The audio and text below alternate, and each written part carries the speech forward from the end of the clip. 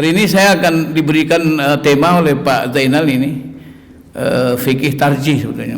Dan sebetulnya saya tidak boleh ngaji ini fikih pemberdayaan ya. Saya harus berbicara tentang fikih pemberdayaan, fikih lingkungan hidup. Ya, kenapa? Karena ketika saya bicara ini kompetensi dipertanyakan, ya. Cuman saya ini termasuk yang alhamdulillah diberi Allah SWT kesempatan selama di Pengkubuh itu ada 2-3 tahun memimpin sidang-sidang tarjih. Jadi bicara tarjih insyaallah mudah-mudahan mungkin banyak sedikitnya ada pengetahuan kita. Ya, yang ingin saya sampaikan adalah saya tidak ini kalau ini dijelaskan semua, ini sekalian ini terlalu banyak ya. Barangkali mungkin 1 semester kali ya. Ya, ini bukan 1 SK, bukan 2 SK, 1 semester ini harus pelajari. Yang penting saya ingin kita sampaikan adalah bahwa di Muhammadiyah itu dikenal ada tarjih dan ada tajdid. Ya, tajdid tarjih itu artinya mencari yang arjah, ya penelitian. Jadi dari nas-nas agama itu Al-Quran dan Sunnah itu perlu ada penelusuran. Kalau Quran itu mutawatir, tapi kalau hadis itu ada prinsip al-hukmu dzanun. Hukum itu hadis itu tetap ada dicurigai apakah itu sahih atau tidak. Maka itu ada penelitian, ada takhrij, itu diteliti apakah hadis itu sahih atau tidak. Itu namanya takhrij, itu namanya mentakhrij hadis. Nah, tarjih itu artinya mencari yang arjah, mencari yang lebih kuat gitu. Karena kita ini sudah 100 tahun ya hadis-hadis itu ditulis oleh para periwayat hadis, maka itu perlu diapa? Karena ini ada semacam ada kemungkinan error ya. Kemungkinan error itu ada karena 100 tahun. Kita 1 hari 2 hari saja, 1 minggu aja bisa error itu. Ada teman saya tanya sama saya ini, oh teman itu kita itu udah lama nggak ketemu apa? Oh mungkin sakit, mungkin sakit. Kalau yang kedua yang terimanya mungkinnya udah hilang, dia sakit katanya. Mungkin yang ketiga tambah lagi keras, sakit keras katanya.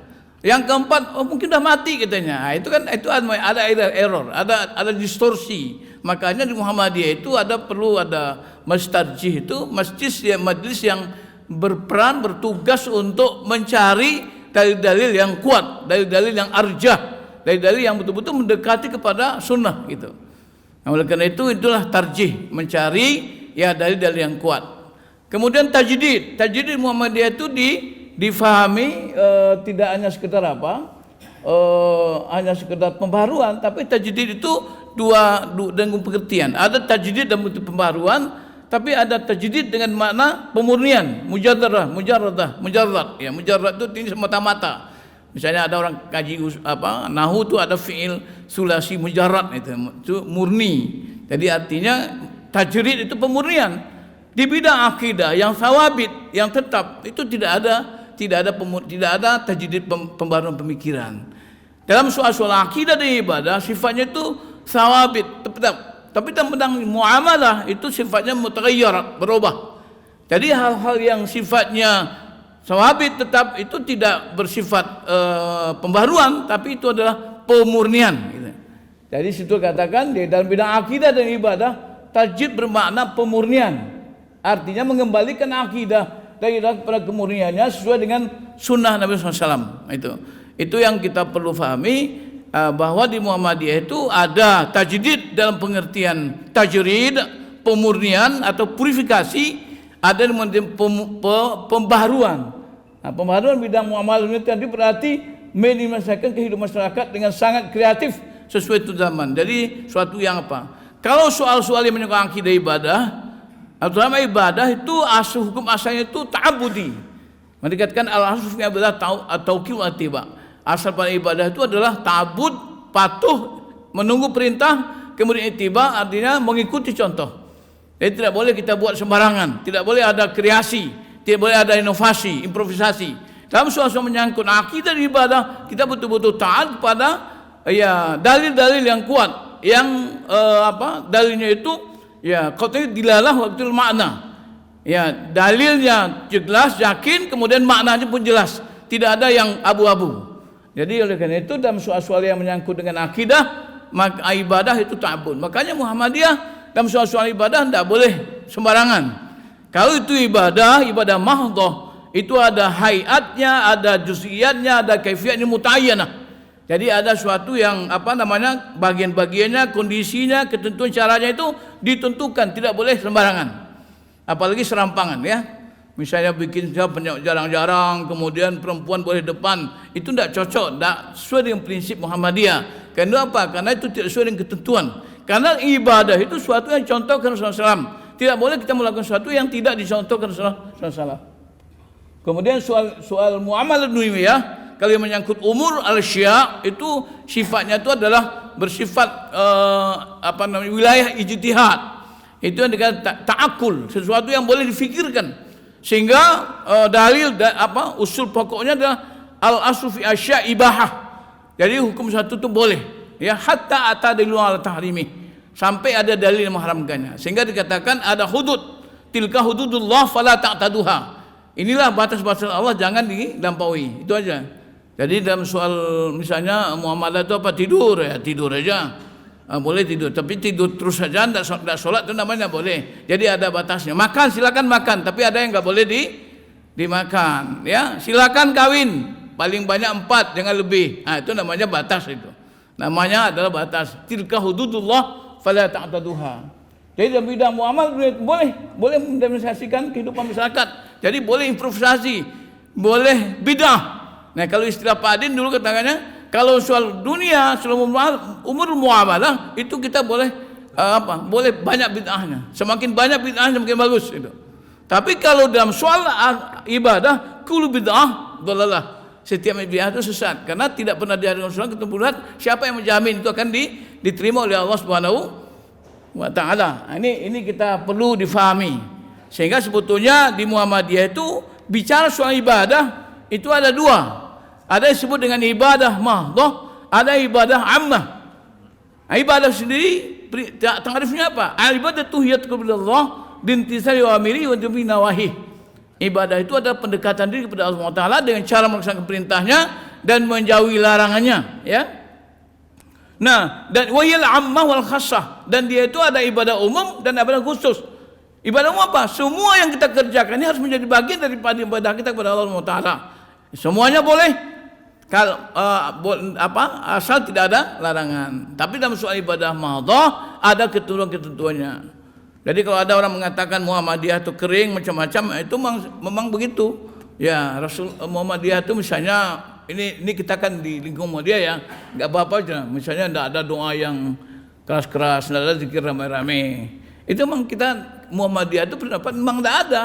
Tidak ada contohnya. Rasulullah SAW tidak pernah mencontoh seperti itu. Maka Muhammadiyah itu ya dianggap orang kering, dianggap orang tidak ramai, biasa aja. Karena bang begitu perintahnya. Kalau tidak ada perintahnya, tidak contohnya nggak dibuat. Nah itu.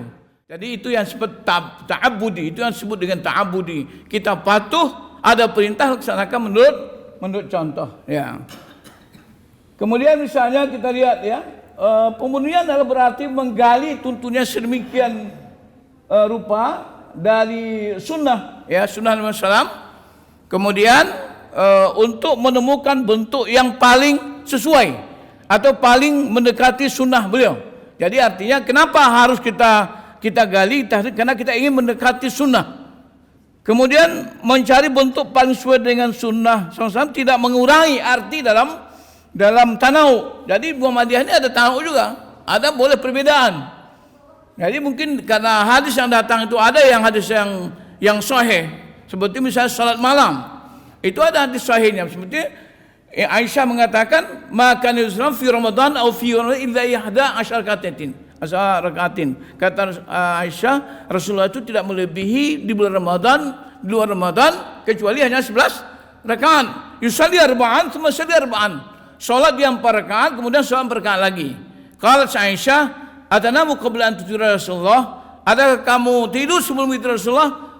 Kalau Rasulullah qad yanamu anani wala yanamu qalbi. Sungguh tidur mataku, tidur hatiku. Hadis itu menjelaskan tentang jumlah salat malam 11 rakaat seperti yang dikatakan oleh Aisyah. Tapi ada hadis sahih lagi dari sahabat mengatakan salatul lail masna.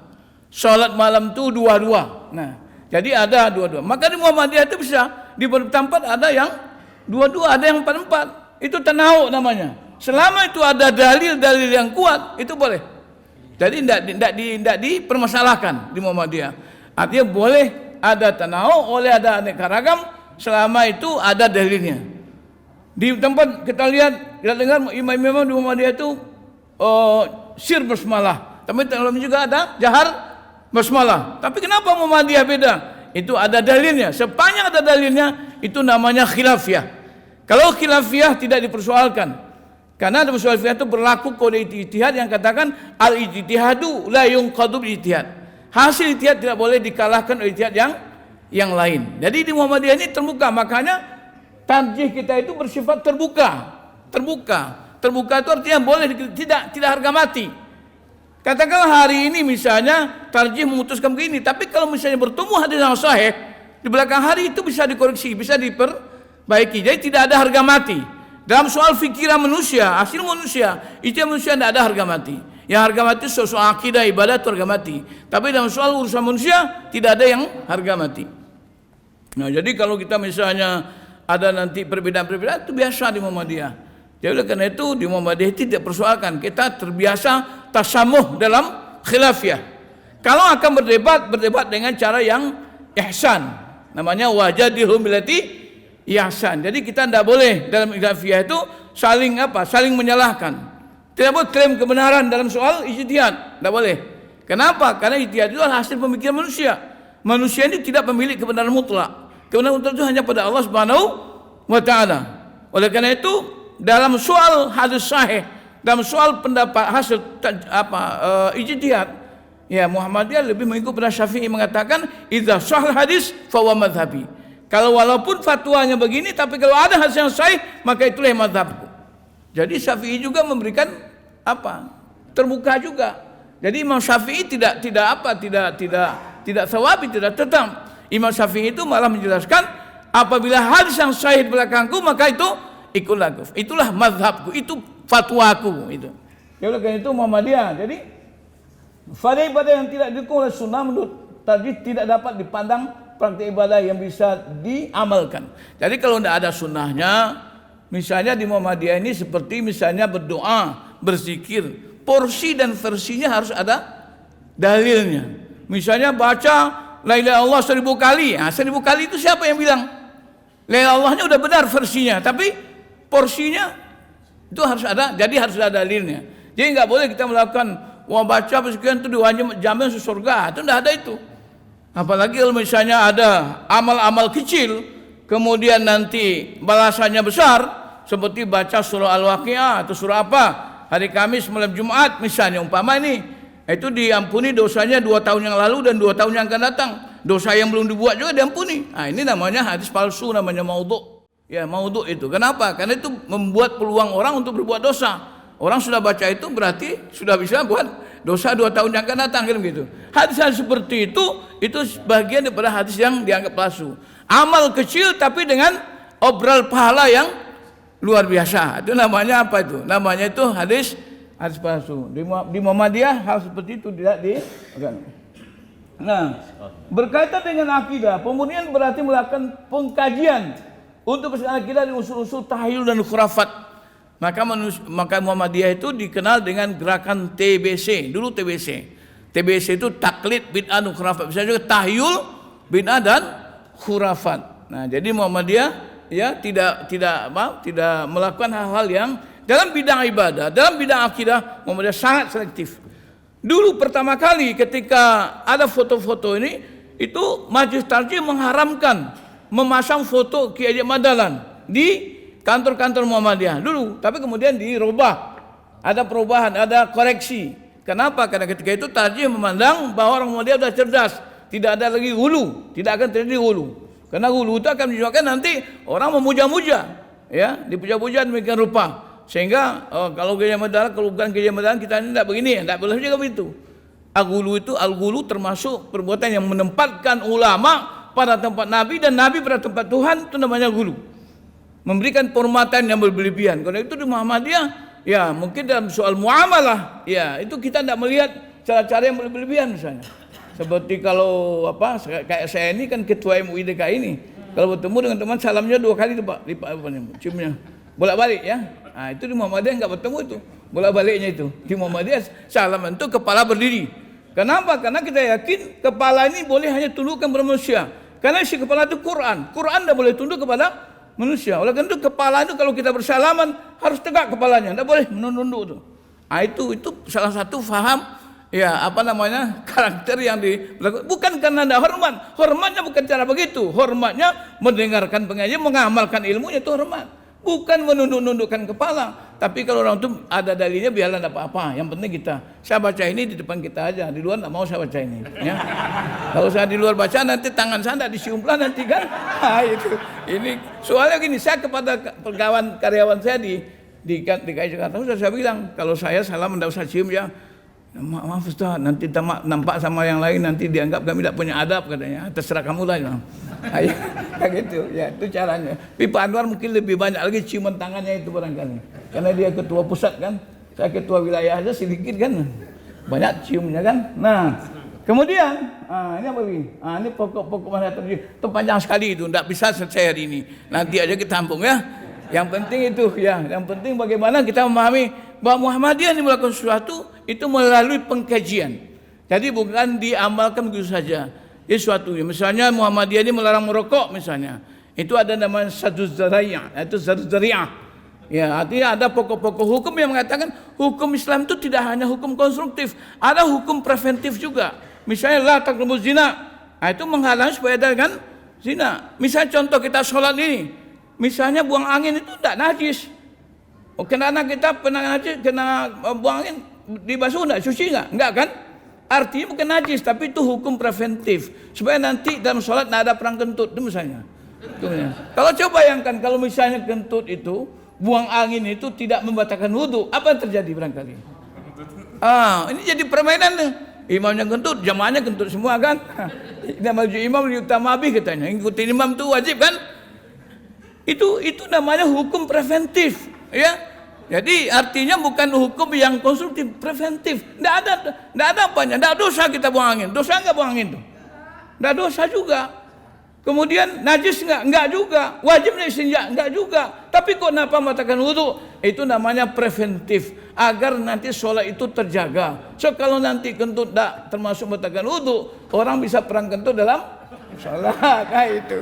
Ini aja, ini pemikiran. Jadi ini bukan fikih ini pemikiran tarjih aja ya. Jadi saya ini bukan orang tarjih, saya ini orang pemberdayaan sekarang nih. Dan ini anak buahnya Pak Anwar saya. Saya wakil ketua Majelis Pemberdayaan Masyarakat. Jadi fikih saya ini fikih pemberdayaan. Tapi ini fikih ini mestinya nanti Pak Said Ibrahim yang ngaji ini. Pikirnya beliau jarang datang, saya ngaji tidak apa-apa ya. Tidak apa-apa. Itu aja sekalian. Tidak usah lama-lama karena saya lapar, Bapak lapar juga, sama-sama lapar kita. Mari kita makan bersama-sama. Oke? Terima kasih. Wassalamualaikum warahmatullahi wabarakatuh.